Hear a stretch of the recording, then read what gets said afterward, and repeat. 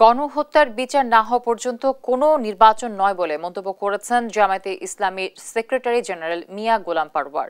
বুধবার সকালে মহান স্বাধীনতা ও জাতীয় দিবসের আলোচনায় তিনি এ মন্তব্য করেন। মানে সুষ্ঠু নিরপেক্ষ নির্বাচনের জন্য যে সংস্কার প্রয়োজন তা বাস্তবায়ন না হওয়া পর্যন্ত অন্তর্বর্তী সরকারের পাশে থাকবে জামায়াতে ইসলামী। এছাড়া আওয়ামী লীগের মানবতা বিরোধী অপরাধের বিচারের দাবিও জানান তিনি। নির্বাচন যদি আবার সেই 14, 18, 24-এর মতো হয় তো আমার এই সময় দিয়ে তো কোনো লাভ নাই। ফলে time is not important, important হচ্ছে ইলেকশনটা নিরপেক্ষ হবে কিনা।